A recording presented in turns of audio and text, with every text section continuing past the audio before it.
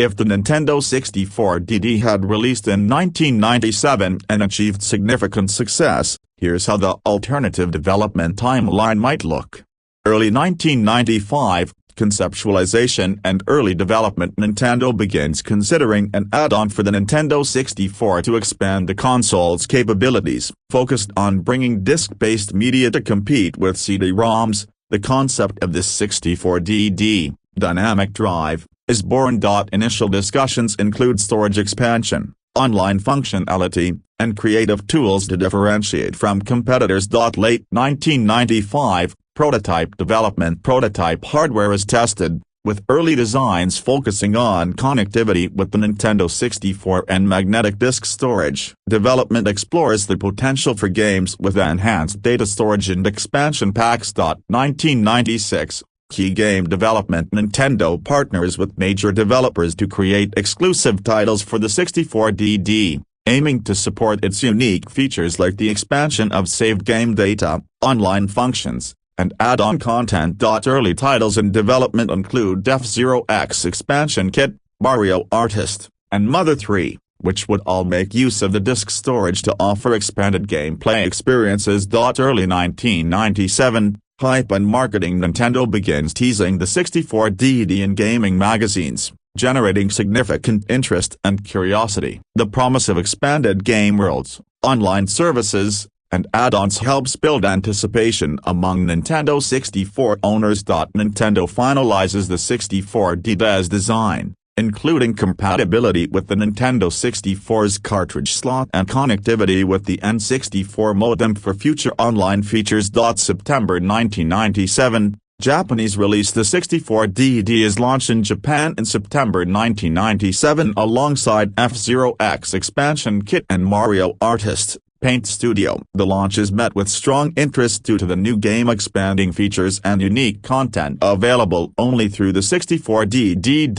Early 1998, high demand and expanded development. The success in Japan encourages Nintendo to greenlight additional projects, leading to increased focus on developing more 64DD exclusive titles. The Legend of Zelda team begins work on a disc expansion for Ocarina of Time, offering additional quests and content that leverage the 64DD's capabilities. Third-party developers show interest in the platform, with titles like SimCity 64 and Dash the Giant announced.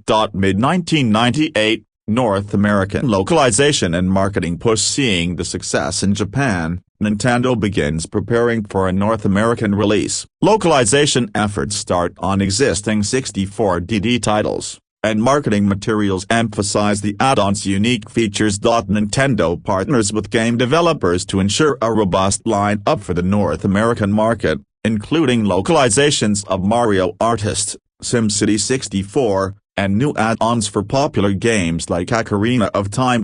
December 1998, North American release. The Nintendo 64DD is released in North America with a lineup of games and software including F-Zero X Expansion Kit, Mario Artist, SimCity 64, and add-ons for existing N64 titles. The 64DD quickly gains traction due to its unique capabilities, particularly for game expansions and creative software, and is praised by critics for adding longevity to the Nintendo 64 platform. 1999 to 2000, strong sales and new game development. Due to the positive reception, developers are more inclined to release 64DD exclusive content. The system sees continued growth with titles like Mother 3, Earthbound 64, and expanded content for Pocket Copyright Moon Stadium. Nintendo experiments with online connectivity features through the 64DD's RandNet online service in both Japan and North America, offering players access to leaderboards, content sharing, and exclusive downloadable content. 2001, peak popularity and legacy. The 64DD remains popular even as the Nintendo GameCube release approaches. Some developers continue supporting the 64DD, with late-generation releases aimed at leveraging its unique disk storage capabilities. By the end of 2001, the 64DD has sold significantly better worldwide than it did in our timeline. Nintendo uses insights from the 64DD's success when planning future projects,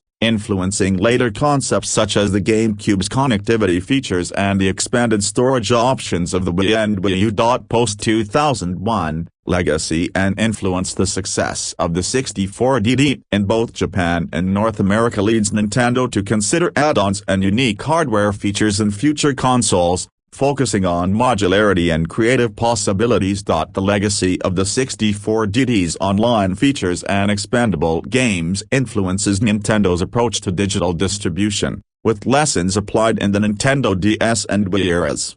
In this timeline, the Nintendo 64DD is a significant success, establishing a precedent for future Nintendo projects that incorporate modularity, creative applications, and connectivity options. 4.0